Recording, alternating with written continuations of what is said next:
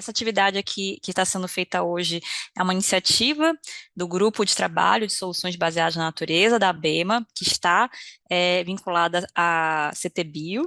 Então, eu estou atualmente como coordenadora e eu queria também registrar aqui, né, que acho que vocês devem conhecer boa parte a Larissa Costa, que trabalha comigo. Ela não pôde estar aqui porque ela está com problema de saúde, mas ela estará conosco na semana que vem, no Seminário Internacional de SBN, e também depois na oficina que nós vamos estar promovendo para aprofundar as discussões em relação ao tema. Então, queria também agradecer a presença do Edson Falcão, também, que é da minha equipe, que também todos eles, né, estão envolvidos com esse trabalho aqui que está sendo promovido. Queria registrar também, né, que essa atividade ela é uma atividade que justamente só está sendo viabilizada em função, né, de um apoio, um patrocínio que a Fundação Grupo Boticário, por meio da Aliança Bioconexão Urbana, eles justamente são uma aliança que é de diversas instituições que promovem e disseminam o tema sobre soluções baseadas na natureza já há algum tempo, e eles prontamente apoiaram essa iniciativa de capacitar os estados em relação a essa temática, e apoiar também, né, a ABEMA nesse sentido, por meio desse grupo de trabalho, e como a gente sabe, né, soluções baseadas na natureza, elas são fundamentais, tanto para enfrentar os desafios né, da biodiversidade, mas também em relação às mudanças climáticas, especialmente a temática de adaptação.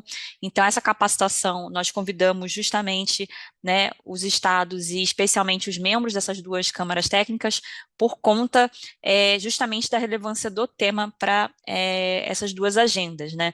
Então, desejo a todas aqui uma boa capacitação, e só relembrando também, né, que a gente não terminou nossas atividades aqui, a gente, na verdade, vai ter um momento onde cada um dos estados vai poder também trazer o seu ponto de vista, suas expectativas, demandas, na oficina que a gente vai realizar na semana que vem, presencialmente, também apoiada aqui, né, pela Fundação Boticário, por meio da Aliança da Bioconexão Urbana, e também, novamente, agradecer a Magna, que ela tem sido incansável também para viabilizar todas as atividades relacionadas aqui à ABEMA. E agradecer também, né, o trabalho que a FGV-SES que está executando a capacitação e vai também moderar a oficina que a gente vai realizar na semana que vem. E aí eu vou passar a palavra para a equipe, eles se apresentarem e poder, então, iniciar a capacitação aqui. Então, agradecer a presença de todos, temos aí quase 70 participantes, estamos muito felizes aqui por ter todos vocês. Obrigada, que seja muito proveitosa a capacitação. Obrigada, Marie, Paul, Fernando, por essa oportunidade também para a gente estar aqui em diálogo com esse grupo. Para nós aqui do GV7 que viemos estudando esse tema, né, trabalhando em pesquisa aplicada durante os últimos muitos anos, é sempre uma ótima oportunidade esse diálogo, nós aprendemos também. Eu sou Mariana Nicoletti, estou aqui representando o FGV-SET, como a Maria contou, que é o Centro de Estudos em Sustentabilidade da FGV, nessa parceria, né, muito profícua aqui com a ABEMA, com a Fundação Grupo Boticário, a Aliança Bioconexão Urbana, e aqui comigo também está a Adriana. Adriana, se você puder dar um oi, nós vamos conduzir essa capacitação e também facilitar a oficina juntas. Oi, bom dia a todos, muito obrigada. Bom Obrigada dia. pelo convite, pela presença de todos, né? É um prazer estar aqui, como a Mariana já trouxe. Eu também faço parte do FGV6, junto com a Mariana, né, no programa Adapta do FGV6, que ela deve falar mais um pouquinho mais na frente, e desejo a todos uma ótima capacitação. O objetivo dessa capacitação, então, a gente tem um primeiro objetivo, que é um alinhamento conceitual. A gente sabe que há níveis, profundidades de conhecimento sobre o tema muito diversos aqui nesse grupo, né? Tem pessoas que já conhecem muito o tema. Para quem já conhece muito, eu peço que tenha um pouco de paciência na hora que a gente estiver passando por conceitos mais básicos, mas também que convido para contribuírem, né, para esse momento, complementando a gente. E a gente tem um segundo objetivo, que é de começar a criar um entendimento compartilhado aqui nesse grupo sobre as possíveis aplicações das soluções baseadas na natureza e quais são esses potenciais benefícios que essas intervenções trazem em termos ambientais, sociais e econômicos. E aqui a gente vai começar a construir esse entendimento, mas vamos seguir na oficina, então, da primeira semana ali de setembro. o que que a gente vai cobrir, né? O que a gente trouxe aqui para essa apresentação. Primeiro, revisitar alguns conceitos, né? Especialmente o de SBN, mas outros conceitos relacionados. Falar sobre os princípios que caracterizam as soluções baseadas na natureza e tipologias, né? Algumas formas de organizar essas soluções. A gente vai remontar rapidamente alguns desafios que são enfrentados para o planejamento, implementação e ampliação dos projetos de SBN. Muitos dos desafios vocês já enfrentam, já conhecem, inclusive já relataram, né, no diagnóstico que foi feito pela ABEMA, um material super rico. Mas a ideia é a gente remontar aqui, porque também a gente deve falar mais deles na oficina. E aí a gente vai terminar esse conteúdo com alguns exemplos de casos de soluções baseadas na natureza para exemplificar especialmente os múltiplos benefícios, né, que são gerados, que foram gerados nesses casos reais. E aí a gente termina com um momento para mais esclarecimentos, para perguntas, e se a gente tiver tempo, uma troca aí de experiências no finalzinho. Vou seguindo aqui, de novo, fiquem à vontade para entrar na conversa quando quiserem. Aqui eu queria, nesse comecinho também, deixar uma referência para vocês, também em parceria com a Fundação Grupo Boticário. Alguns anos atrás, a gente produziu uma edição especial da revista Página 22 sobre soluções baseadas na natureza. É uma edição que ficou muito legal, que traz também casos. Ela foi produzida a partir de uma chamada de casos e traz alguns materiais também bem didáticos que podem ser, inclusive, veiculados, né, compartilhados, como esse vídeo aqui, que introduz o tema. Não vou passar o vídeo aqui, mas nessa apresentação que a gente vai compartilhar na sequência com vocês, tem o link para a edição e para o vídeo. Então, começando com essa conceituação, né, das soluções baseadas na natureza.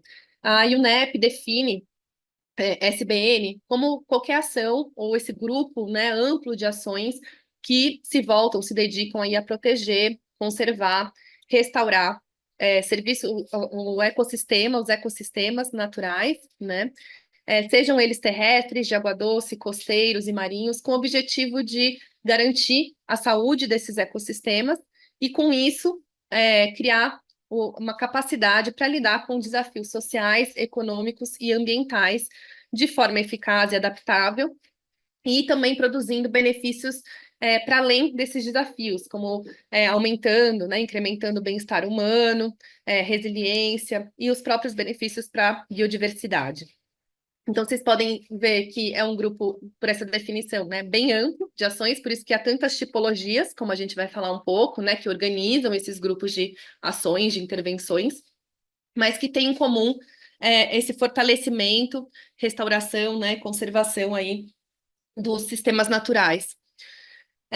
E aí a gente traz também uma outra definição mais curta, né, que traz aí as SBN como ações que utilizam processos e ecossistemas naturais para lidar com os desafios urgentes da sociedade.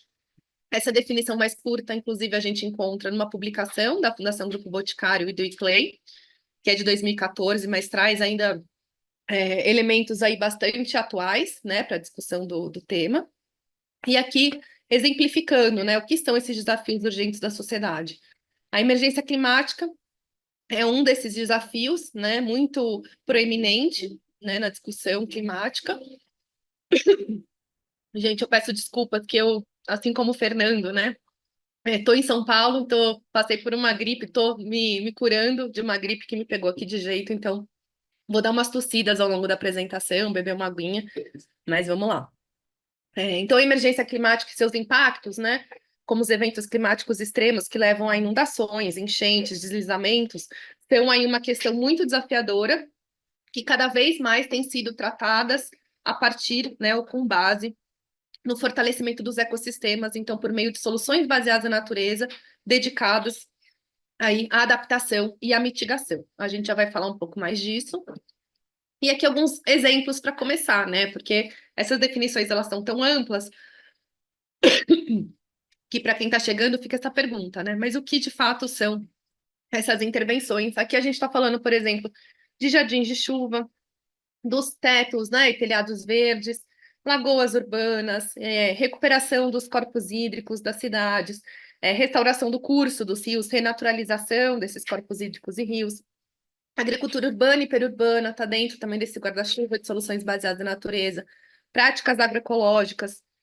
Então, tem uma gama super ampla. A gente vai trazer mais exemplos aqui ao longo da apresentação. E aqui vocês podem ver também alguns benefícios que esses exemplos de intervenções eles geram. Então, o provisionamento da água potável, a melhoria da qualidade e da quantidade de água, né? Muito crítico, um benefício muito importante nas cidades no momento atual.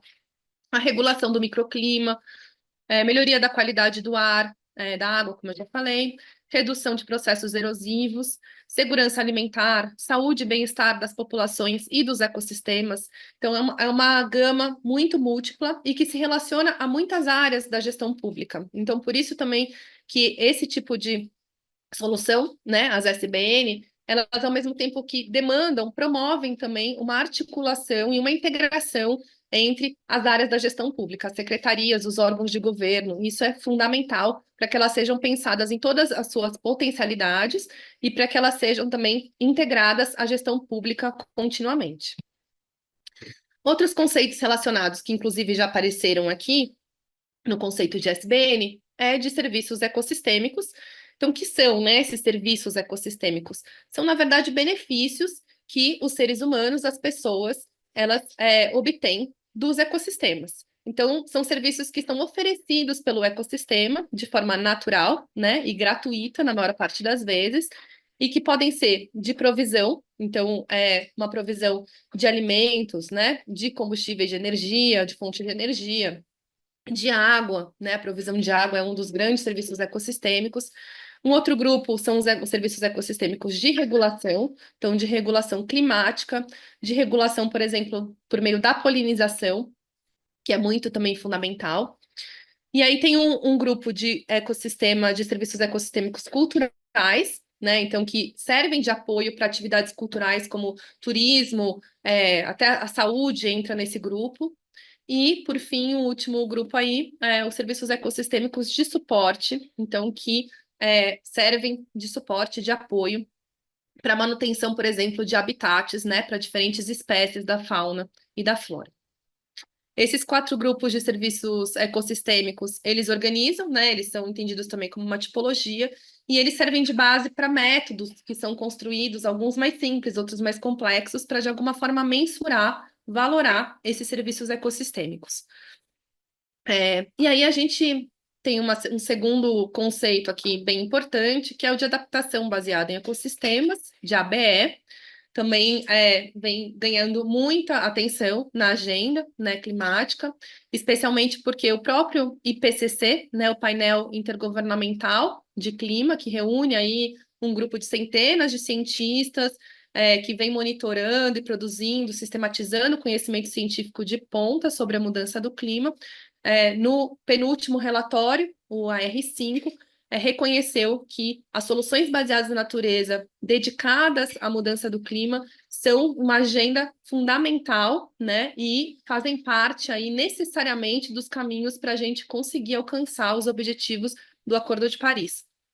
Por isso, então, a BE vem ganhando uma grande visibilidade, né, investimentos cada vez maiores, e trata aí do uso da biodiversidade e dos serviços ecossistêmicos como parte da estratégia de adaptação, então de reduzir e de se adaptar aos impactos, né, da mudança do clima já em curso, assim como também como soluções para reduzirem os gases de efeito estufa, né? Os gases de efeito estufa não estão dentro de adaptação, mas soluções baseadas na natureza também se dedicam, né, e promovem esse benefício.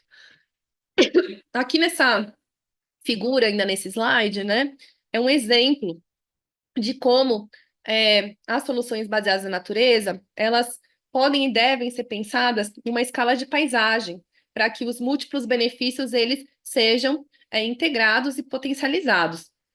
A gente tem aqui, de um lado, uma comunidade sem adaptação baseada em ecossistema, né, sem soluções baseadas na natureza, voltadas à adaptação à mudança do clima, e do lado direito, então, uma comunidade que tem essas soluções aplicadas. E vocês podem ver de forma muito simples que, indo, né, do maior nível aí, do maior relevo para o nível aqui da água, a gente tem florestas aí que estão saudáveis, né, provisionando recursos naturais, né, insumos para geração de energia, para alimentação, enfim, para a vida na comunidade, e também reduzindo o risco de deslizamento de terra aí, né, nesse relevo.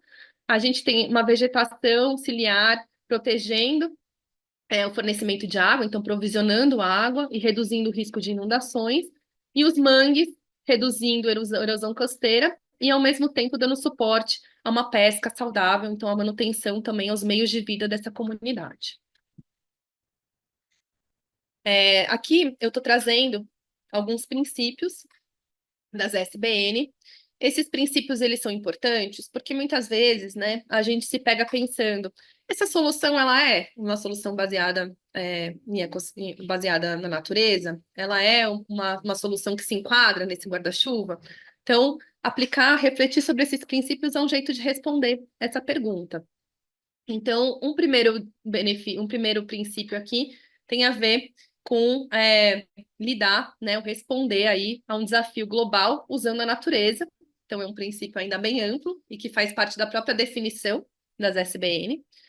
Um segundo princípio é que elas podem ser implementadas isoladamente ou de forma integrada a outras soluções. Então, não é necessário que seja uma solução, né, puramente de fortalecimento, manutenção e recuperação dos ecossistemas. É possível que uma solução desse tipo seja integrada a uma solução tecnológica, a uma infraestrutura cinza, a uma solução de engenharia. Aliás, as publicações recentes, né, inclusive da própria UCN, têm falado da necessidade de combinar as duas coisas, por exemplo, para lidar com a emergência climática no patamar que a gente está hoje. Um terceiro princípio é que elas devem ser consideradas considerando os contextos locais, tanto naturais quanto culturais e socioeconômicos, então, respeitando e reconhecendo o conhecimento tradicional, local, e integrando esse conhecimento ao científico. Isso daqui é um grande desafio, né? Mas é fundamental, até quando a gente pensa em escala de paisagem ou em escala regional, mesmo assim, esses contextos locais, eles precisam ser reconhecidos e integrados. O quarto princípio é que essas soluções, elas produzem benefícios sociais e elas devem fazer isso de forma justa e equitativa. Esse é um direcionamento para as políticas públicas, iniciativas e ações aí, tanto de governo quanto em parceria com o setor privado. Então, promover a transparência e uma ampla participação social para pensar, planejar e implementar essas soluções é um caminho, né, para construir, para atender a esse princípio. A gente vai falar um pouco mais dele mais para frente. Essas soluções, elas mantêm a diversidade biológica e cultural e a capacidade desse ecossistema, então, seguir evoluindo e se adaptando ao longo do tempo. Elas são aplicadas em escala de paisagem, então, essa é uma diretriz, mesmo quando há uma intervenção implementada num nível local, né, de bairro, de vizinhança, ou até de uma propriedade, é importante e fundamental considerar como é que ela se relaciona com outras intervenções na escala de paisagem, né, para que ela tenha os seus benefícios potencializados.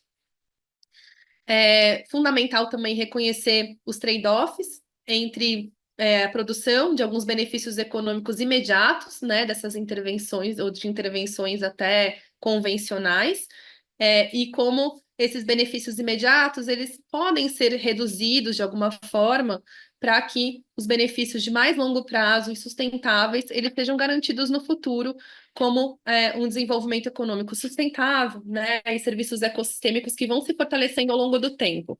Então, e esse é um desafio também para priorizar soluções baseadas na natureza, porque se a gente compara com medidas, às vezes, ou intervenções em infraestrutura cinza, por exemplo, que já tem um benefício de curtíssimo prazo, é possível que a tomada de decisão seja muito influenciada por esse tempo, né, por horizonte temporal do benefício. Mas se a gente fizer um exercício de trazer o benefício lá do futuro para o valor presente, existem muitas metodologias para isso, muitas das vezes a gente vai ver que esse investimento na solução baseada na natureza, ele vale a pena, né? O benefício ele é muito maior do que o de uma infraestrutura ou de uma intervenção convencional. E por fim, esse último é que as soluções elas precisam ser parte, né, de um desenho mais amplo, geral, de políticas, para mesmo quando a gente está falando de enfrentar um desafio específico, é preciso trazer diferentes pastas, né, áreas de governo, secretarias, para pensar essas intervenções, porque elas têm relação necessariamente com essas outras pastas, e elas precisam ter uma perenidade, até porque, muitas vezes, como eu acabei de falar, os benefícios são gerados no longo prazo. Então, a pergunta aqui é que instrumentos de política vão garantir que, mesmo que seja uma intervenção pequena, ela seja mantida, né, ao longo do tempo, para chegar no seu nível de maturidade na sua vida útil. Muita coisa aqui. Eu não estou conseguindo ver o chat, Dri, você me avisa aqui se tiver alguma pergunta, tá bom? Por lá. Tranquilo, o pessoal está usando bastante, mas se apresentando aqui ainda, Mari. Tá bom. Então, eu vou seguindo.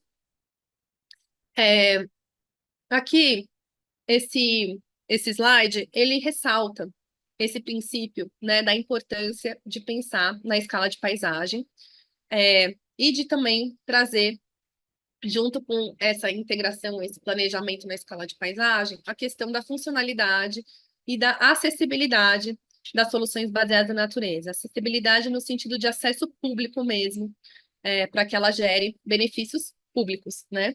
Então, essa representação aqui que foi produzida pela Central Scotland Green Network, que é uma rede, né, escocesa ali que junta várias organizações de múltiplos setores para pensar, promover e implementar soluções baseadas na natureza, ela representa essa lógica, né, de que essas soluções elas deveriam partir de espaços abertos, para gerar esse benefício público, mas não basta, né, ser um espaço aberto. A partir disso, pensar como esse espaço se torna um espaço verde, né, no sentido de verde e azul, né, de trazer aí os ecossistemas e a saúde dos ecossistemas para esse espaço.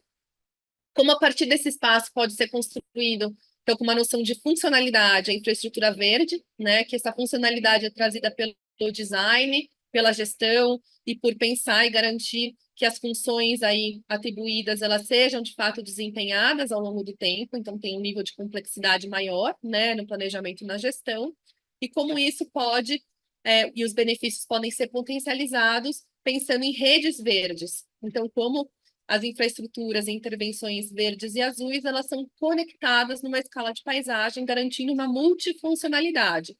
Então, parte, por exemplo, de um desafio, né? Então, da infraestrutura verde ou da solução baseada na natureza, por exemplo, pensada para a saúde, mas quando ela se conecta, por exemplo, com um corredor verde, ela também responde a desafios de mobilidade, por exemplo, e a partir disso, como ela pode lidar com os múltiplos desafios enfrentados, por exemplo, atualmente nas cidades. Mari, a gente tem uma pergunta que eu acho que vale agora, nesse intervalinho, mas está aqui, né, no chat, foi da Maria, e ela pergunta se uma intervenção como telhado verde ou biovaleta, se elas não utilizam espécies nativas ou não consideram a demanda por provisão de serviços ecossistêmicos, se pode ser considerado uma ASBM. Essa é uma ótima pergunta, né? E tem um debate grande sobre isso, assim. Então, se elas não utilizam as espécies nativas e não fortalecem os serviços ecossistêmicos, nesse caso, né, olhando os princípios, a gente diria que não, que ela não é uma solução baseada na natureza, mas isso não é uma linha tão clara, né? Então, é possível, né, encontrar pessoas em um debate mesmo dizendo que sim, que deveriam se ser consideradas, especialmente se elas são integradas a outras intervenções ao largo da cidade, né? Então, por exemplo, se elas são usadas ali para uma questão de microclima, frente a ondas de calor cada vez mais intensas e frequentes, e elas são pensadas de forma a criar, por exemplo, uma integração, né? Vários telhados verdes ali numa região, que depois também tem uma proximidade com o parque linear. Nesse caso, é mais fácil que a gente tenha uma clareza de que sim, é uma solução baseada na natureza. Mas não é uma resposta tão simples, né, Maria? A gente até pode trazer isso depois no debate da oficina. Mas se você quiser complementar, Maria, fica à vontade.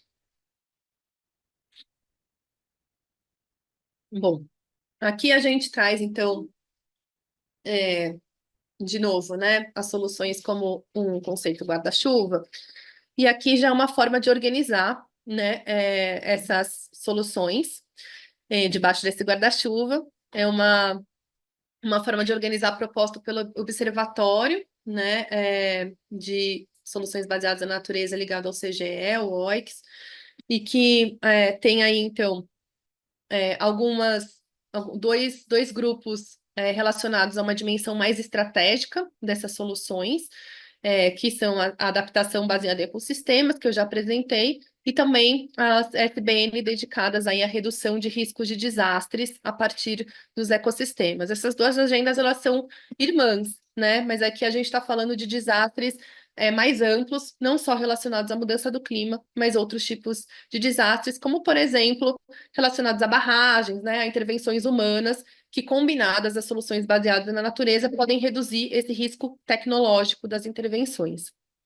Aí tem um outro grupo aqui, que está chamado, né, nesse diagrama, de dimensão de desempenho, então pensada a partir da funcionalidade mesmo, né? Então, e aí, o que é importante para essas soluções baseadas na natureza é já no projeto pensar quais são os indicadores para monitorar e avaliar esse desempenho que se espera que seja entregue por essas intervenções. A infraestrutura verde azul, florestas urbanas, né? Muito pensadas aí, por exemplo, para o microclima.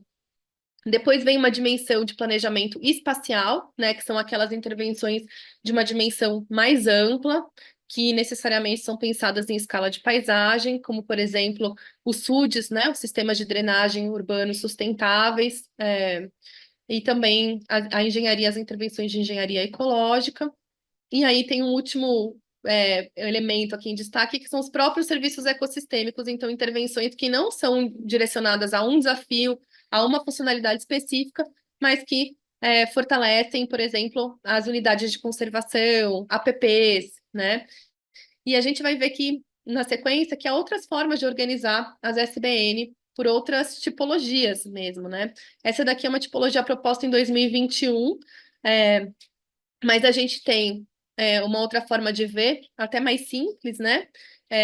Que foi proposta primeiro em 2015, depois revisitada aí por esses autores em 2022, que organiza, então, nesses três tipos, a partir de pensando, né? O que são ecossistemas naturais, restaurados, e ecossistemas novos, né? Construídos, de alguma forma, pela intervenção humana.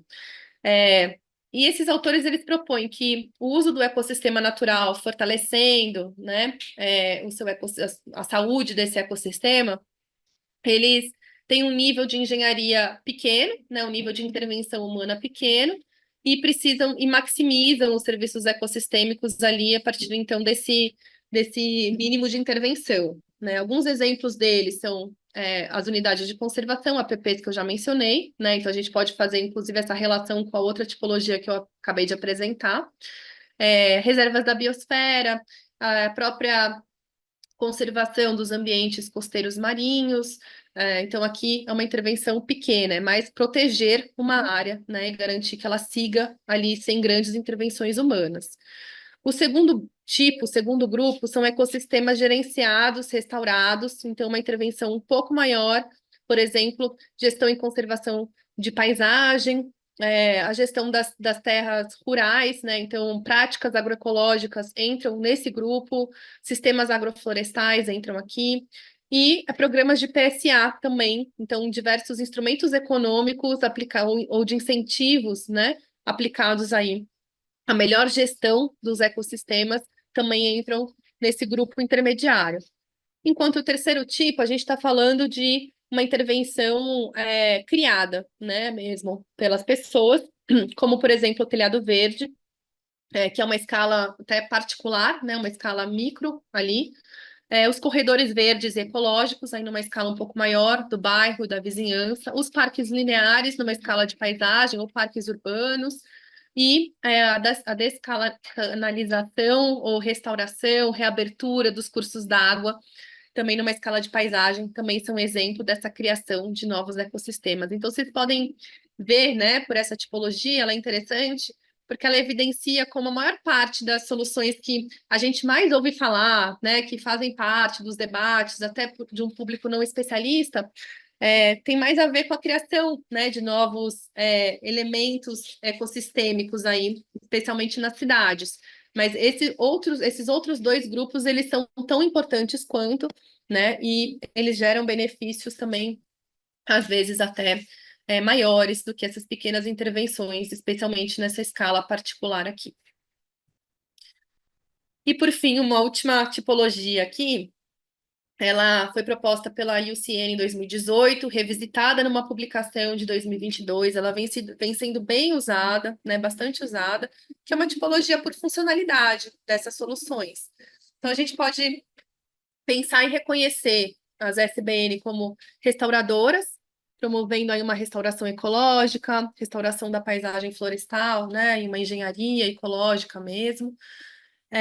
Um grupo de soluções que são dedicadas a um objetivo específico, adaptação e mitigação baseada nos ecossistemas, serviços de adaptação, né, climática e mais específicos ainda, os de infraestrutura, os de gerenciamento, que a gente já falou também, né, que aí fortalecem a gestão mesmo desses ecossistemas quando eles já existem, para que eles sejam mantidos saudáveis, e proteção, então abordagens de gerenciamento de áreas de conservação e outras medidas aí que também envolvem a imobilização dessas áreas. Vocês podem ver que essas tipologias, elas têm muito em comum, né? Elas são formas de organizar mesmo, não existe uma melhor ou pior, elas são complementares, e a gente pode escolher a melhor tipologia de acordo com, por exemplo, a política sendo planejada, né? Ou de acordo com o programa que está sendo gestado aí nos governos, a tipologia que melhor se enquadra nesse processo político mesmo. A gente, como eu falei, né, tem cada vez mais pensado e tratado das SBN num contexto urbano, e não é à toa, é porque as cidades elas têm vivido de forma intensa os desafios socioambientais atuais. E até, por exemplo, né, um indicador disso é que 56% dos desastres associados a chuvas, né, então enchentes, deslizamentos, desmoronamentos, são diretamente relacionados a um crescimento urbano não planejado, e eles acontecem especialmente nas áreas de expansão urbana, né? Então, a gente vê aí que as SBN elas podem ser inseridas nas cidades com diversas funcionalidades, né? Até voltando lá às tipologias, e também em diferentes escalas, né? Da escala privada, local, ali da propriedade, passando pela escala de bairro, até chegar na escala de paisagem e até na escala regional, quando a gente pensa em regiões metropolitanas. E aí, para vocês, né, que estão aí no nível estadual, especialmente pensar nessa escala regional é muito interessante e importante, até porque os desafios socioambientais não respeitam as fronteiras, né, geopolíticas, as fronteiras administrativas. Então, a gente tem aqui, né, nessa figura, árvores e espaços verdes sendo pensados para amenizar o efeito das ilhas de calor, e essas árvores e espaços verdes, elas podem estar em um jardim, uma praça, né, ou em um parque maior, como um parque linear, hortas urbanas, também com apelo para a saúde pública, telhados verdes, né, que reduzem o calor no verão, são isolantes térmicos e diminuem o alagamento também, em frente aí a grandes chuvas. Aí a questão também do uso, né, das espécies nativas, de pensar aí na saúde também dessas intervenções é super importante. Mais superfícies permeáveis e úmidas para o escoamento de água, então né, a impermeabilização do solo pode ser também uma medida de soluções baseadas na natureza, e proteger, restaurar os ecossistemas naturais, também ajuda a proteger, até como a gente viu naquele exemplinho, né, de uma comunidade com ABE e sem ABE. Aqui a gente tem alguns exemplos, e tem várias fontes, né, gente, que hoje estão sistematizando casos, exemplos de SBN, o próprio catálogo de soluções baseadas na natureza, produzido pelo CGE, né, esse órgão aí relacionado ao MCTI, é uma referência brasileira para isso, e tem muitos bancos também internacionais que a gente pode compartilhar com vocês. E aqui, terminando essa parte, né, quero trazer aqui alguns desafios também que vêm sendo bastante veiculados nos estudos, nas publicações, e que também tem uma relação forte com o que vocês mesmos, né, reportaram nesse diagnóstico, nessa coleta de informações que a BEMA fez com vocês. Então, tem o primeiro desafio, que é da elaboração dos projetos técnicos mesmo. Então, tem conhecimentos técnicos e específicos necessários para desenhar esses projetos. Então, capacitações são necessárias de fato para isso. E tem uma outra camada aqui nesse desafio, que é a elaboração de projetos técnicos e financiáveis, né? Que tem a ver até com um segundo desafio, que é do direcionamento do investimento privado e da cooperação internacional, por exemplo, né? Então, de fontes não públicas de recurso para esse tipo de intervenção. E para isso, pensar também no desenho de projetos técnicos e financiáveis é fundamental. Deixa eu beber uma aguinha aqui, gente.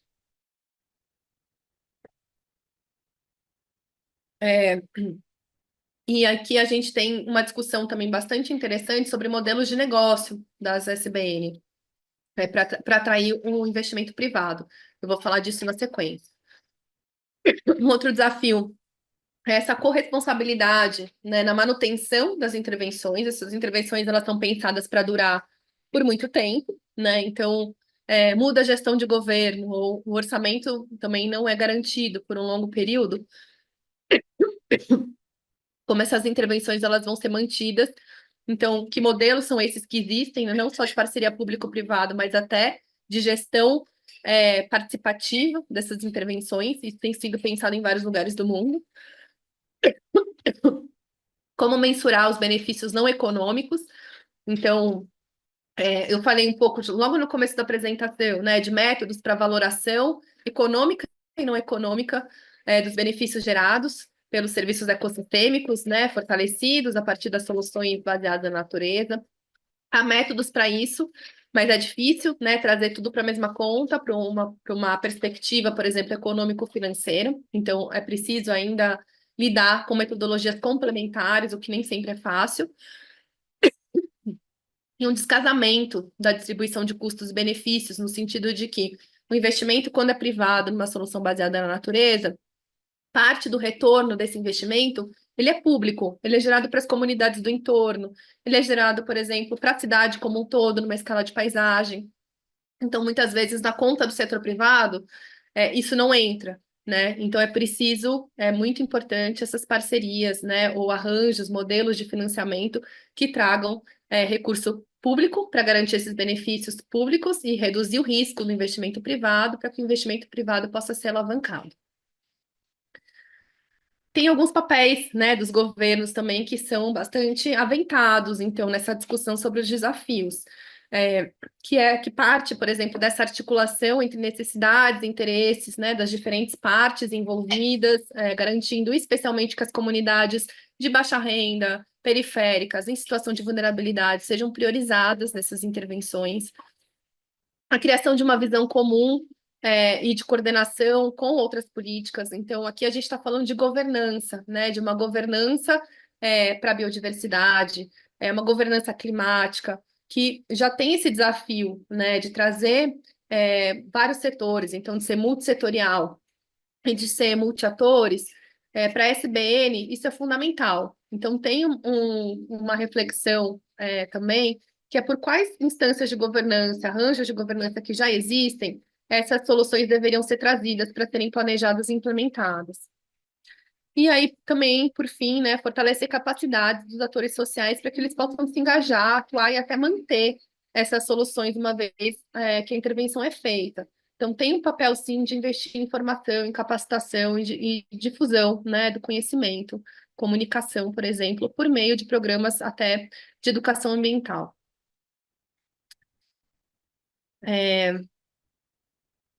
Aqui, então, eu trago justamente esse ponto que eu mencionei de modelos de negócio, né?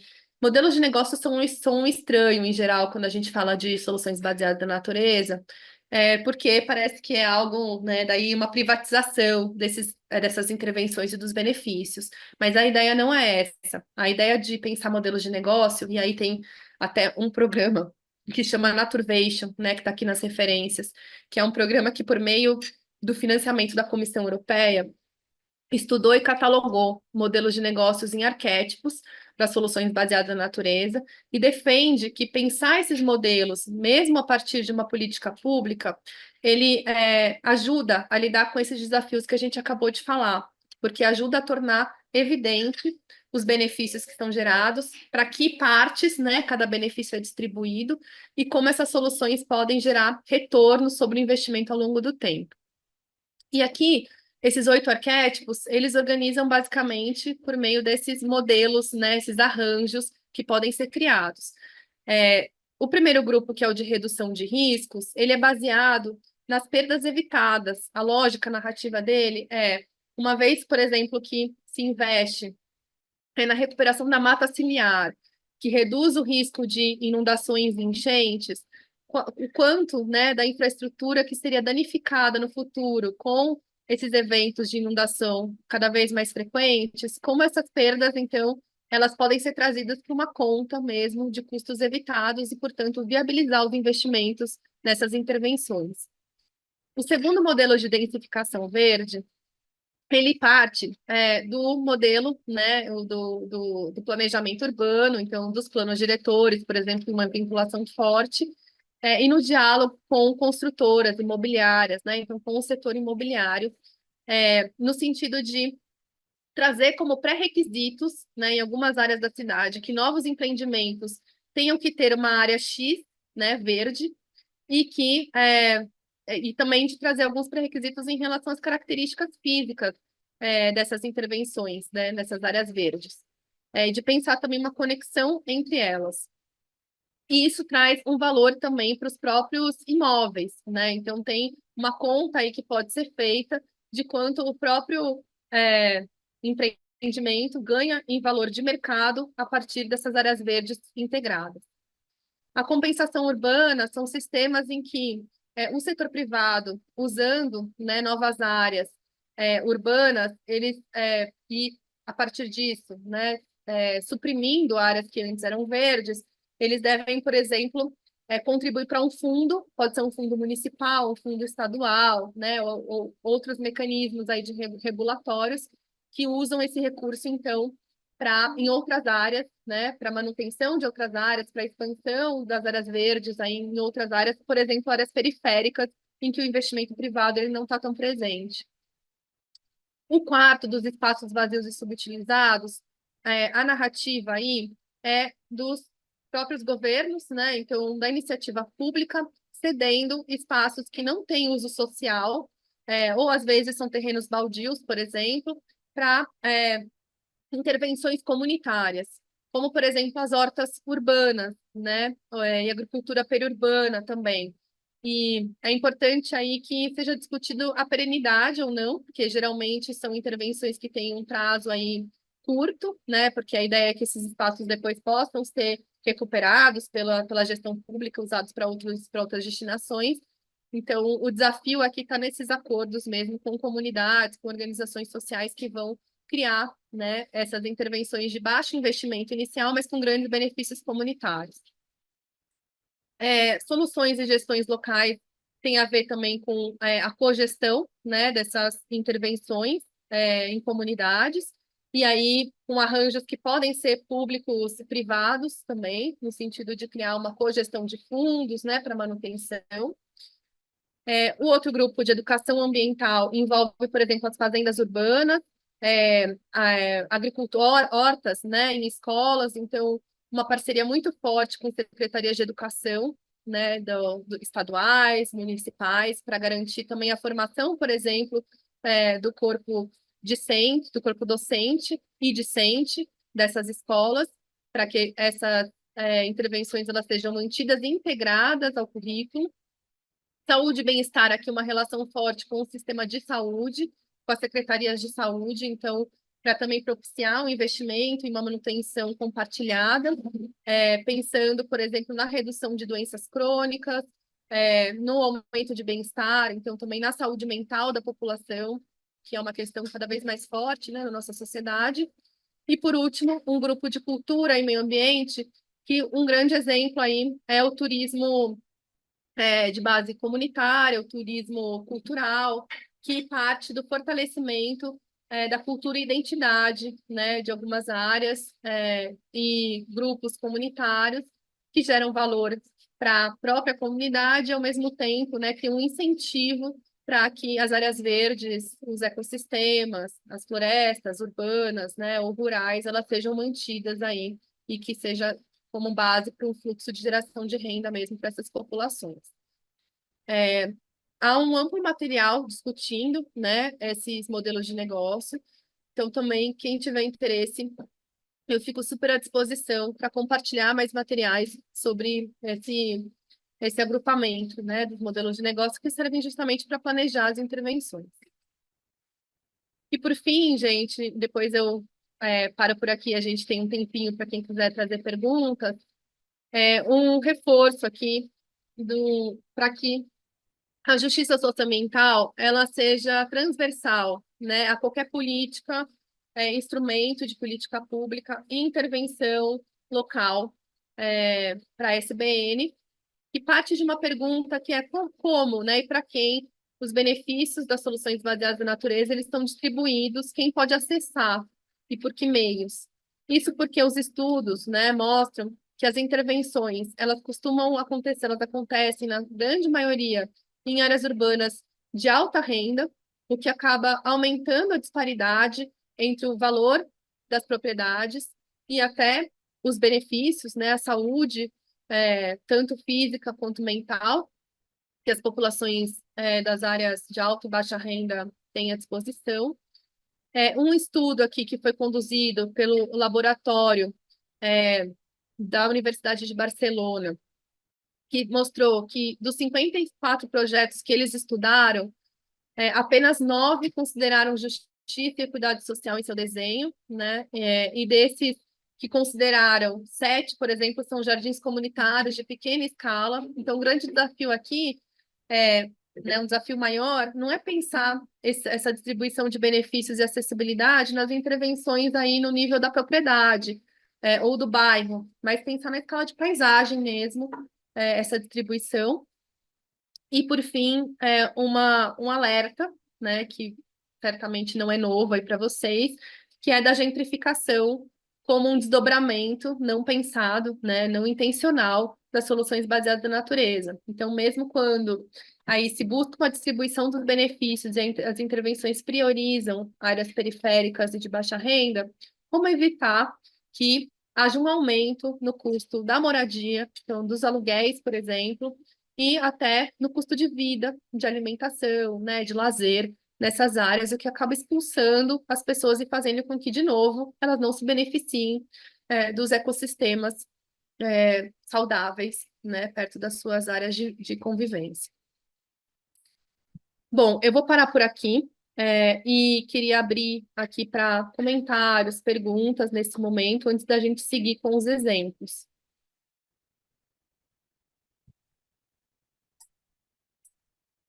Deixa eu dar uma olhada no chat.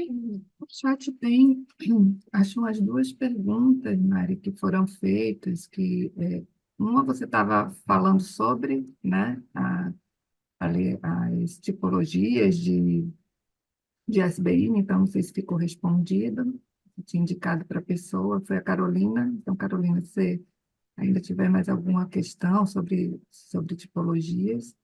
E uma última pergunta sobre o penúltimo slide que você passou também, né? Que foi também da Carolina. Então, se ela quiser trazer aqui, abrir o microfone. O Edson também está colocando aqui uma pergunta no chat.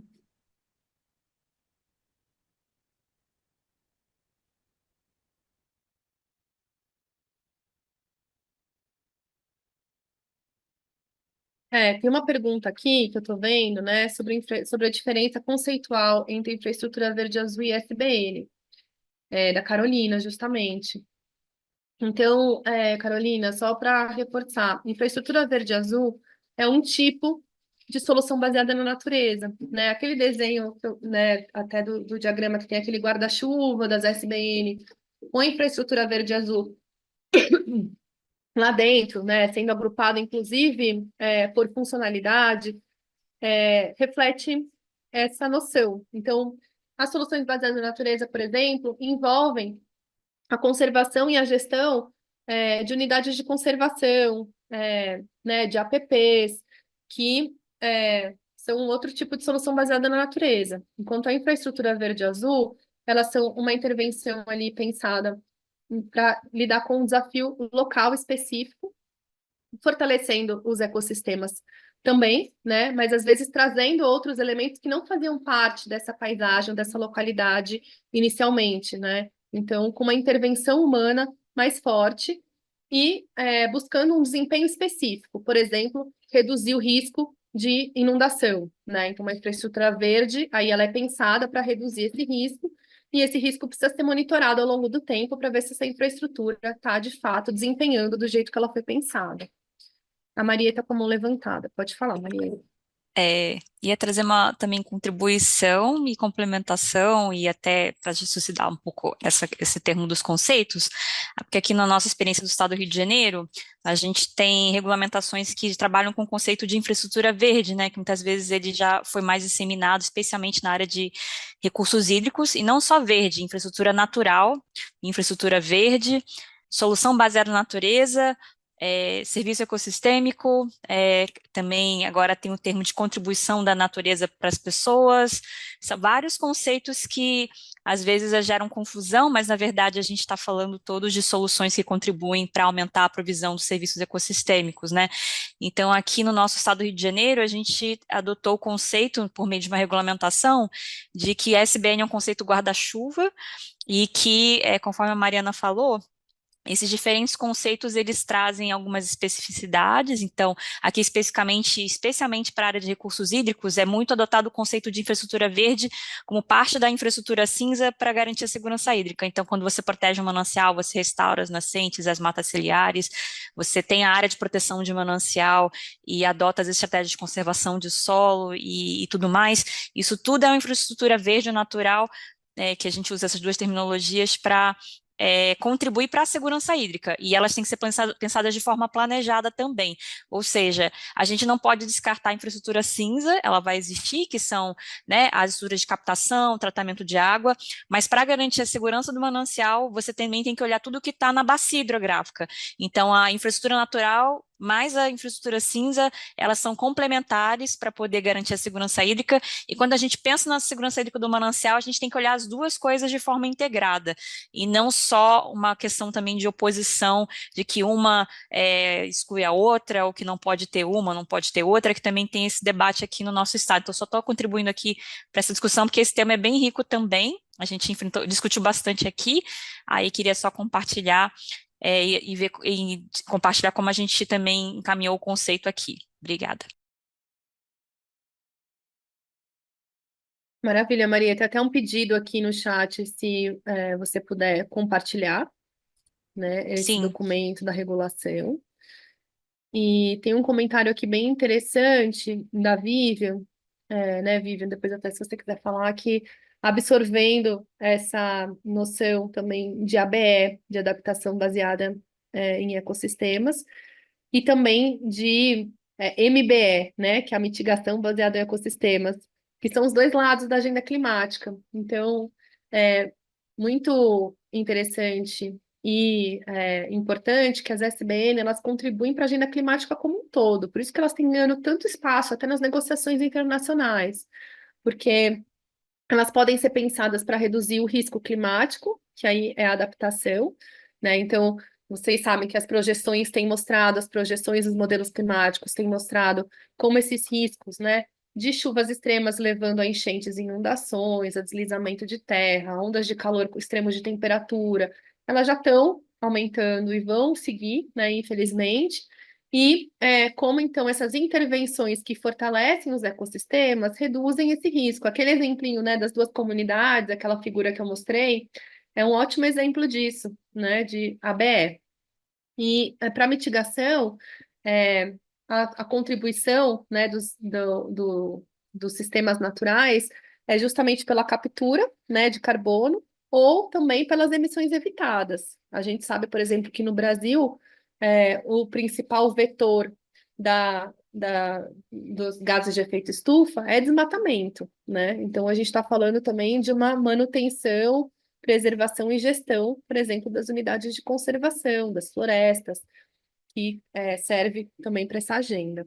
Então, Vivian, você entendeu bem, SBN é aquele guarda-chuva grandão, né? Dentro das soluções, existe todo um eixo, um vetor de pensar que ações e intervenções são essas que contribuem diretamente para a agenda de clima e que adicionalidade é gerada, né? Então, essa é uma discussão bem grande de como mensurar essa adicionalidade, por exemplo, para redução de risco, né? Ou em termos de emissões evitadas ou de carbono absorvido, né? Como mensurar isso para, então, reconhecer, inserir nas comunicações nacionais, né? Para Conferência do Clima, como também criar incentivos a partir dessas adicionalidades. Isso é um outro nível de complexidade, mas você entendeu bem. Dentro das SBN tem esse grupo que se dedica à mudança do clima.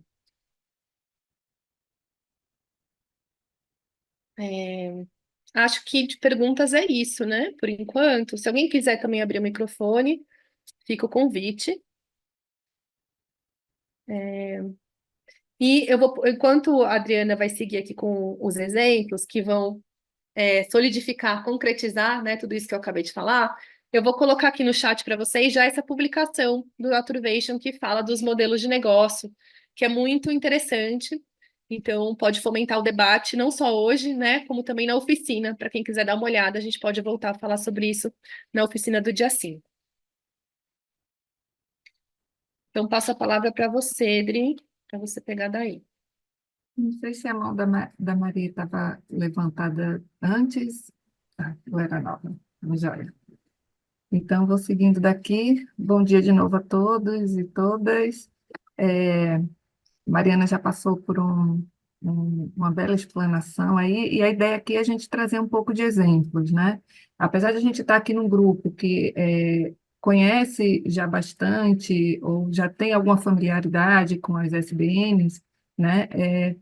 É importante a gente estar mostrando um pouco como é essa aplicação na prática, que às vezes vai esclarecendo, né? Alguns exemplos de projetos que já estão sendo executados, que estão tendo aí seus múltiplos benefícios, para a gente entender um pouco como isso pode ser aplicado, né? E como isso pode, dentro de uma agenda que é tão transversal também, gerar articulações e gerar benefícios em diversas áreas, para além, às vezes, do que a gente está pensando dentro de uma Secretaria de Meio Ambiente, mas envolvendo todos esses outros setores nessa agenda, né, que é tão transversal.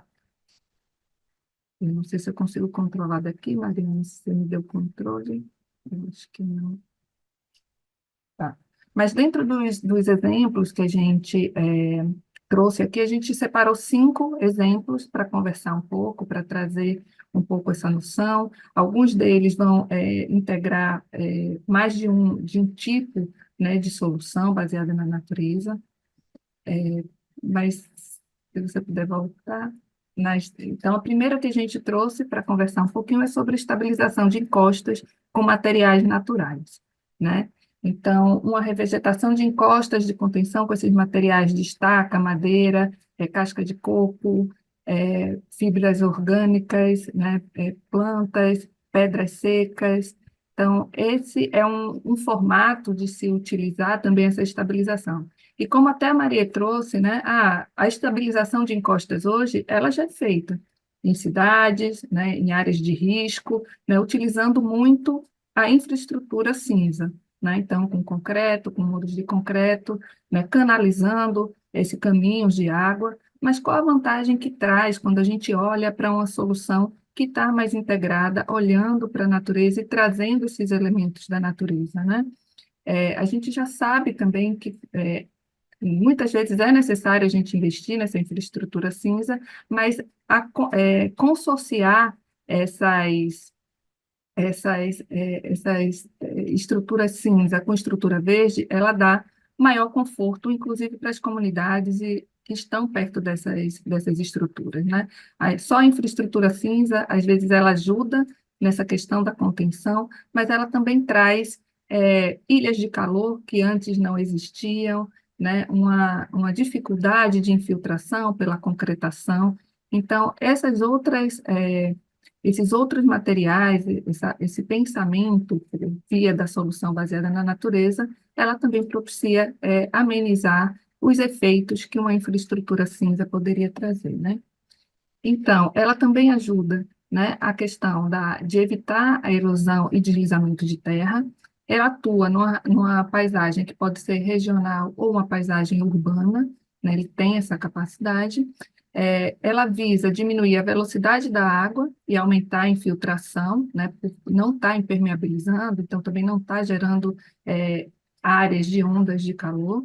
Promove um habitat com maior diversidade, onde você está investindo em plantas, né, e biodiversidade, tanto vegetal como animal também.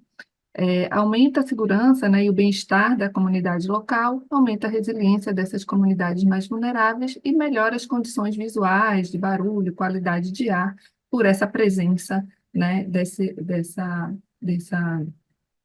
estrutura verde, né?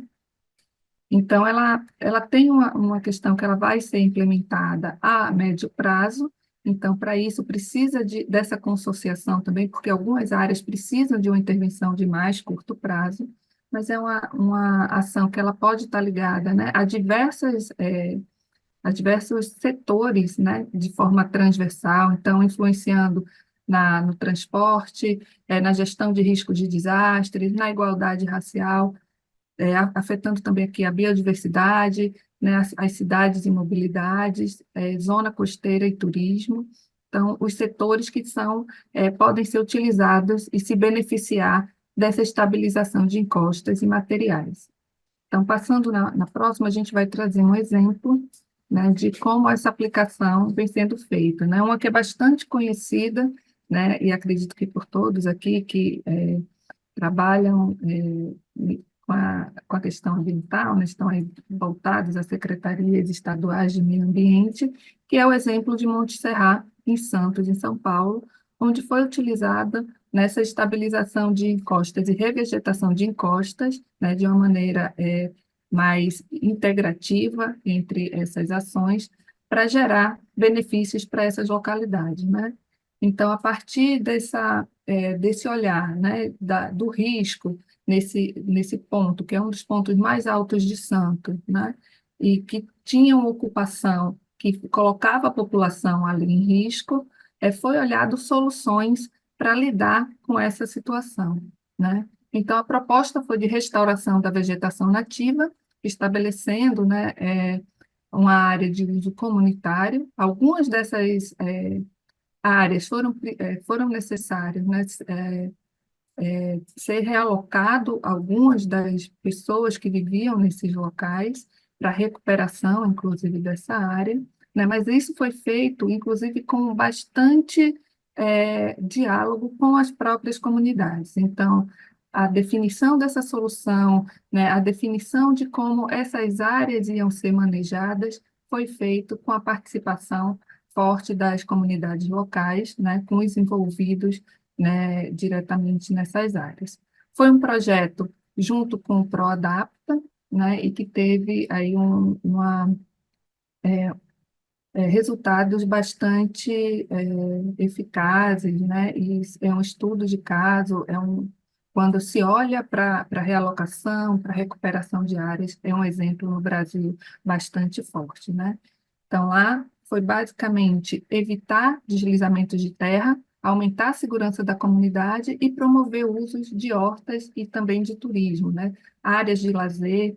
Então, aproximar tornar essas áreas, né, além de ter um uso para essa comunidade, também promovendo maior segurança alimentar, por exemplo, né, também fazendo com que a comunidade estivesse envolvida, inclusive, no próprio uso dessa área e manutenção dessa área, que é um dos desafios, né, quando você faz a restauração também, o compromisso da manutenção, tanto para os próprios órgãos públicos, mas também trazer as comunidades, né, com esse olhar de continuar preservando, de continuar mantendo essas áreas com o seu uso apropriado, né? Então, esse é um exemplo. E um próximo exemplo também, aqui trazendo, né, agora um exemplo fora do Brasil, mas também muito aplicável, né, em pensar para áreas no Brasil, né? Então, estradas entre as cidades, né, de Lecais, GMR no Haiti, né, elas foram trabalhadas com estabilização e revegetação de encostas. E são regiões onde essas estradas passam, que são regiões montanhosas, próximas a áreas protegidas e áreas agrícolas, né? Então, foi conciliado essa solução para diminuir essa desestabilização desses morros, né? Pensando numa revegetação com plantas nativas, é, e também com plantas de maior porte e que levam um pouco mais de tempo para se estabilizar, então tem uma consociação aí também, né, com algumas soluções que também requer uma infraestrutura cinza, mas pensado de forma consociada, né, para essa plantação de árvores, arbustos, e também fizeram, quando foram selecionar essas plantas e essa vegetação, né, como tinha também comunidades agrícolas ali perto, eles pensaram em como consociar, né, essas áreas que seriam plantadas, que seriam utilizadas, né, para fazer essas contenções, com algo que também pudesse prover, né, uma atividade econômica para essas comunidades. Então, foi escolhido também um capim chamado capim vetiver, né, para fazer essa construção e essa plantação nos muros, que também tem valor econômico, e envolveu a comunidade para que a comunidade também pudesse usufruir daquelas estruturas, cuidar daquelas estruturas também, porque existe uma manutenção que a própria comunidade, utilizando ali aquele material, né, aquela produção também faz, então facilita essa mão de duas vias aí, esse ganha-ganha, né, e principalmente para evitar, né, esses deslizamentos de terra, aumentar a segurança, né, também dessas vias que com chuvas tinha muito problema de deslizamento, né. E dentro desse contexto, né, do projeto, né, os responsáveis envolveram aí vários atores, né, como o Ministério do Trabalho, Transporte e Comunicação do Haiti, por meio de programas de reabilitação para a integração do território. Então, junta aí, né, uma necessidade de olhar para essa questão de infraestrutura de transporte, mas também olhar o seu entorno, olhar comunidades, né, geração de emprego, geração de renda, conciliados dentro de um projeto, né, de múltiplos benefícios. E pode passar. Um outro exemplo que a gente traz é o de agricultura inteligente para o clima, né? Que traz a questão de uma gestão mais integrada dessas terras agrícolas, pecuárias e florestas, ou pesca também, né, para transição e adaptação dos seus meios de subsistência. Então, é uma atividade, né, com apoio à segurança alimentar, diante dos impactos da mudança do clima também, como secas e alagamentos. Então, olhar para essas áreas produtivas e entender como é que podem ser trabalhadas de uma melhor forma para contemplar, lidar com esses extremos e se adaptar também a esses extremos, né? Então, essa medida, ela olha de forma local para bairro e vizinhança, né? Ela tem o potencial de aumentar a produtividade dessas culturas agrícolas, né? Com mais alimentos e mais rendimentos locais, reduz as emissões dos gases de efeito estufa, né? principalmente por fixação aí também de carbono, né, mas também de deixar essa produção um pouco mais próxima dessas localidades. Também reduz sedimentos carreados e a pressão sobre a pesca e também uma pressão por fertilizante, né? Dentro dessa agricultura inteligente, né, de usar melhor o ambiente e também diminuir essa questão de defensivos.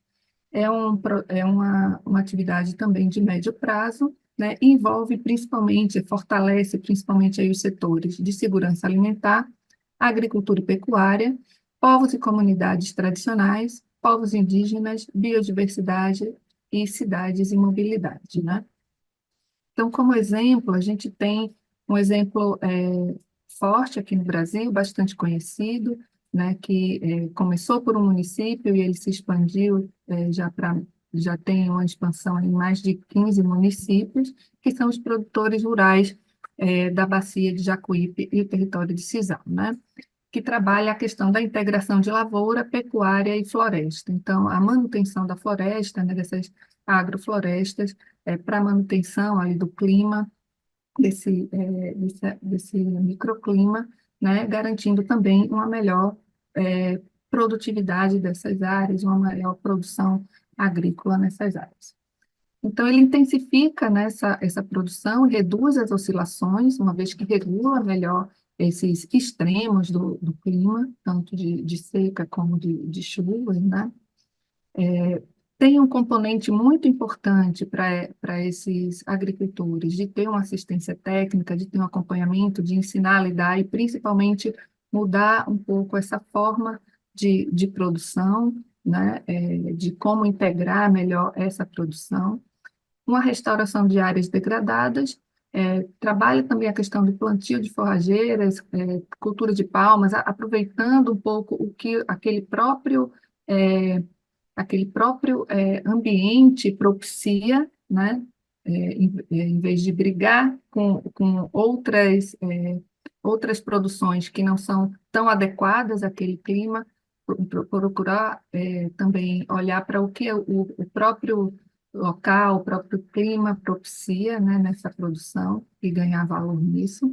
Melhores práticas de manejo, é, melhores práticas tanto de manejo como de alimentação e genética animal, gestão da propriedade rural e uso de árvores integradas ao sistema produtivo, né? Então, são vários atores envolvidos nesse projeto, desde o projeto Adapta Group, cooperativas de Coco Sertão e Frigo Bahia, produtores, governo de Rondônia, Codevasf, e, assim, mostrando multiatores para lidar num contexto aí regional, né? Dentro do terceiro exemplo, a gente tem, né, a proteção e restauração da vegetação nativa e nascentes e matas ciliares também, né, que esse já olha de uma forma mais de longo prazo e para uma paisagem mais regional, né, mas está voltado principalmente à questão de bacias hidrográficas de captação e uso de água para a indústria, abastecimento e geração de energia, né? Para lidar, ele enfrenta principalmente eventos extremos, como secas e tempestades, erosão e sedimentação, e resultam, né, em maiores, para resultar, né, nesse diminuir, para resultar no menor custo, né, para captação e tratamento de água. Essa contribuição, principalmente, né, para mitigação e absorção de carbono, trabalhar habitats para a biodiversidade, regulação de disponibilidade hídrica e redução de sedimentação nos rios e nas represas, né?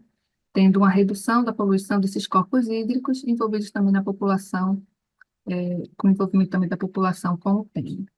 Então, ele atua principalmente, né, nos setores, né, podem ser utilizados e atuarem nos setores de recursos hídricos, energia, indústria, também no setor de biodiversidade, gestão de riscos e desastres, cidades e mobilidade, né? Pode passar o próximo. Um exemplo, né, de como essa solução baseada na natureza está sendo aplicada é o programa Cultivando Água Boa, de Itaipu, binacional, né, na bacia do Rio Paraná, que trabalha principalmente ali a conservação e restauração das florestas ripárias para manejo agrícola sustentável e estradas permeáveis. Então, a usina, né, esse reservatório, né, do Itaipu binacional é um reservatório de grande importância, principalmente para a produção de energia para o Paraguai e para o Brasil, mas principalmente ali para o Paraguai. Mas foi feito um grande investimento, né, de recuperação nas bordas dessa, desse manancial para fazer essa recuperação, né, e garantir essa em que essa recuperação das bordas da vegetação nativa, que ela possa propiciar principalmente, né, uma proteção desse manancial em termos de qualidade de água, reduzindo ali os sedimentos que vão entrando nesse reservatório, né? É, as áreas do entorno agrícolas também teve um trabalho muito forte para que essa agricultura ela tenha um trabalho de transição ecológica, né, para reduzir defensivos também, para melhorar essa qualidade de água dentro desse reservatório. As estradas que permeiam também, né, essas essa área, né, elas também foram trabalhadas para buscar reduzir, né, esse carreamento de sedimentos para dentro do reservatório, então, é, trabalhando bastante focado, né, nessa qualidade da água do reservatório. Então, é, as oportunidades, todo esse contexto, né, ele visa, né, garantir a qualidade de água e o fluxo da bacia do Rio Paraná para essa viabilidade e eficiência da própria hidrelétrica, né, uma vez que é muito material carreado, muito sedimento, isso afeta toda a infraestrutura, turbinas para geração de energia, né, trouxe com esse projeto também oportunidade de emprego e redução da pobreza, principalmente pelos investimentos no trabalho com a agricultura, né, com essa transição ecológica. Também faz parte de uma adaptação, traz a melhoria da qualidade do ar, trabalhou bastante educação e conservação da biodiversidade, né, além de trabalhar as questões de mitigação dessas mudanças climáticas, né? Então, esse é o exemplo de Taipus. E a gente tem um outro conceito, né, de uma outra solução baseada na natureza que está sendo bastante difundida, falada, né, que surge na China, né, e surge muito pela própria observação, né, dos ambientes, né, de como o ambiente tem o seu melhor é, equilíbrio, né, a partir de algumas soluções. Então, as cidades esponjas, elas trabalham, né, o planejamento urbano alinhado ao ciclo hidrológico, principalmente, né, para lidar principalmente com essa questão da demanda de chuvas, né, desses extremos de chuva, considerando precipitação, captação, gestão da água na superfície, absorção e recarga de aquíferos, né? E ela trabalha, né, um conjunto de medidas em diferentes escalas, mas dentro desse objetivo de lidar com esse ciclo hidrológico, né? Então, ela trabalha com soluções, né, de biovaletas, que são mais localizadas, né, com espaços verdes, pavimentação permeável, jardins de chuva, telhados verdes, parques alagáveis, de forma bastante integrada, né? É, Na China, essa é considerada uma revolução, né, uma revolução chinesa, porque surge esse conceito na China e hoje já são mais de 70 cidades na China que vêm implementando, né, essa abordagem e com bastante sucesso, né, e ela pretende, o que ela traz, né? Ela traz principalmente ali um olhar para essa paisagem urbana, uma reconfiguração para essa paisagem urbana, né, diminuindo a velocidade de escoamento da água e absorção no solo, fazendo a retenção da água da chuva em sistemas diversificados, criação de áreas alagáveis, para onde a água pode escorrer sem causar danos, né? Uma regularização de volume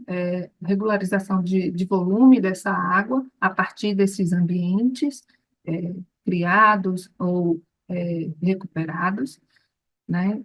E associa isso também à criação de áreas de lazer, né? Habitats para diversidade, para aumentar a biodiversidade, que traz consigo, né, uma melhoria da qualidade do ar e também da qualidade da água nesses locais. Então, esse conceito de cidade-esponja, ela trabalha, né, setores e potencializa ações para os setores, né, que podem estar vinculados aos setores de cidade e mobilidade urbana, recursos hídricos, gestão de riscos e desastres, igualdade racial, saúde, biodiversidade, transporte e energia. Vamos passar para o próximo. Então, aqui é um exemplo, né, do Parque Manguezal de Sanya, na China, onde a restauração de manguezais e áreas de transição de cursos de água da Mata Atlântica ciliar com espécies nativas em parque urbano, né? Então, essa área, né, situada numa rodovia, essa área tem uma rodovia, né, e a margem do rio Sâmia, 5 quilômetros da confluência do rio e do mar. Então, era uma área que, anteriormente à implementação do projeto, sofria bastante com alagamentos, principalmente quando coincidia aí essa quantidade de chuva mais extremas com uma condição de maré, né, também, que não propiciava o escoamento devido dessa área. Então, foi criado, né, na verdade, foi observado, né, dentro dessa área, como poderia lidar com esse volume de água que não conseguia ter o devido escoamento, né? Então, muito que foi olhado para a cidade foi de olhar como ela funcionava anteriormente ou como ambientes que, naturais, que têm que lidar com bastante volume de água, né? Como é que eles se comportam. Então, dentro dessa observação, né, foi constatado que precisaria ter pelo menos 20% de área que pudesse ser alagada sem criar danos. E essas áreas foram identificadas para serem recuperadas, né, e aí bastante recuperadas dentro dessa área de manguezal, onde permitia que essa água pudesse ficar alagada sem criar danos para a população, né? Então, esses formatos desses canais tortuosos, interligados, também propiciam, né, uma diminuição dessa velocidade da água para chegar até o rio e permitir com que esse escoamento vá se dando de forma mais lenta, e também essa recuperação da vegetação, além da diminuição da velocidade dessa água, também a retenção de bastante material particulado, né, que vem junto com essas chuvas, diminuindo também é, a, é, o carreamento desse material e o assoreamento desse rio, né? Então, essa foi uma solução encontrada em Sami. Pode passar o próximo.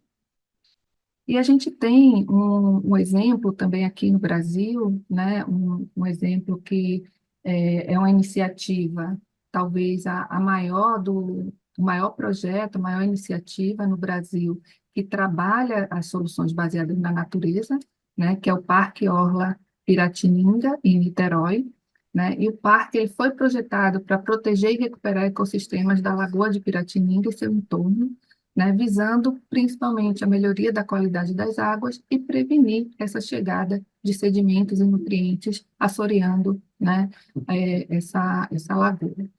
Então, ele trabalha, né, com essa visão de fazer uma revitalização ecológica, de ter uma drenagem urbana sustentável, uma recuperação ambiental, despoluição de rios e lagos, né, e também trabalha a questão do ecoturismo e do lazer, né, do espaço de lazer. Combina, né, e aí traz um pouco essa inspiração, né, das cidades esponjas, porque combina algumas algumas soluções baseadas na natureza, né, que estão ligadas aos jardins filtrantes, como uma medida, né, de fitorremediação, também a recomposição vegetal e os jardins de chuvas e biovaletas para fazer coleta de água de chuva, né? Além dessa intervenção nessa parte mais urbana, né, os rios também estão sendo revitalizados, né, tendo um olhar um pouco mais regional, né, principalmente ali o Rio do Jacaré, olhando para a recuperação da sua vegetação, né, nas margens desse rio e trazendo também um pouco mais de recuperação do curso natural, tornando o rio mais sinuoso, com essas áreas de escape de água também, para reduzir essa velocidade, né, e esse carreamento de sedimentos para a própria lagoa de Piratininga. E por último, aqui a gente traz, né, como exemplo também a proteção e restauração de recifes de corais, né, que é uma atividade é uma atividade de cultivo de corais que favorecem a restauração desses recifes, né, olhando os recifes como um ambiente que tem oferece um serviço ecossistêmico importante, principalmente para lidar com a questão do avanço do nível do mar, né, com a erosão costeira provocada também pelo avanço do nível do mar. Esses ambientes de corais, eles são bastante fragilizados também pela mudança do clima, né, principalmente pelo aumento do calor dos oceanos, tempestades, né, provocando aí o branqueamento e morte desses corais. Então, esse projeto que a gente vai olhar na sequência, né, de cultivo desses corais, favorecem a recuperação desses ambientes, que são bastante importantes, né, uma primeira barreira para conter aí avanço do nível do mar, assim como as áreas de vegetação mais costeira, né? Então, ele tem uma atuação mais local, né, em bairro e vizinhança, né, nas suas proximidades, atenua esses efeitos das ondas e protege habitats, né, de comunidades costeiras e infraestrutura, reduz a erosão costeira também e as inundações, então tem esse papel também da redução, né? E junto com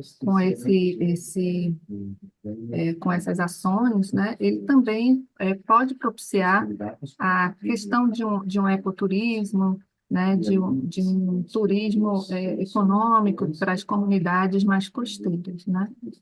Então, um exemplo que tem é a Biofábrica de Corais, em Porto de Galinha, Pernambuco, né, que promove esse turismo regenerativo, né, e a restauração desses recifes de corais.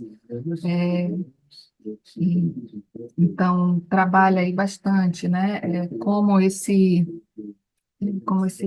ambiente, né, ele consegue, a partir dessas estruturas, dessa disposição das estruturas, né, ela consegue fazer com que a maré, né, entre e inunde também essas áreas e possam ter essa atenuação, né, dessa maré, reduz a poluição em córregos,